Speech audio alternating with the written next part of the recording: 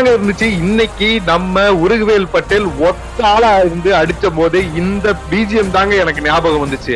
அப்படி அடிச்சாருங்க.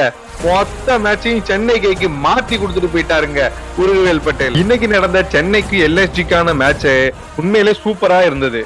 அதுல Josh Inglis செம்மையா விளையாண்டாரு. 33 பாலுக்கு 85 ரன் அடிச்சு செம்மையா ஆடினாரு. அவங்க சைட்ல ஷபாஸ் அகமதும் ஜாஸ் இங்கிலீஷ் மட்டும்தான் நல்லாவே பேட்டிங் பண்ணாங்க. ஆனா அவங்க 2 பேரும் அடிச்ச அடிக்க 203 ரன் போயிருச்சு. சென்னை பவுலர்ஸும் நல்லாவே கண்டெயின் பண்ணாங்க. அவங்க கண்டெயின் பண்ணாமலாம் இல்ல. ஜாஸ் இங்கிலீஷோட அவுட்டுக்கு அப்புறம் நல்லா கம்பேக் கொடுத்தாங்க சென்னை பவுலர். சென்னையோட இந்த சீசனோட சேவியரான ஜேமி ஓவர்டன் 3 விக்கெட் எடுத்தாரு. அன்சுல் கம்போஜ் 2 விக்கெட் எடுத்தாரு. நூர் அகமது 1 விக்கெட் எடுத்தாரு.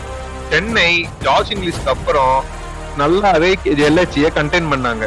செகண்ட் இன்னிங்ஸ் ஆரம்பிச்ச சென்னைக்கு சஞ்சுவும் ருத்ராஜ் கெய்க்வாடும் நல்லாவே பார்ட்னர்ஷிப் கொடுத்தாலும் சஞ்சு 28 ரன்ல அவுட் ஆயிட்டாரு.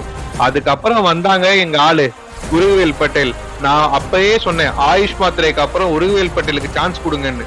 அதே மாதிரி இந்த மேட்ச்ல விட்டு பொலந்தாங்க. வெறும் 23 பாலுக்கு 65 ரன்னுங்க. ஃபாஸ்டஸ்ட் 50 முதற்கொண்டு அடிச்சுட்டான். சரியான பேட்டிங்க.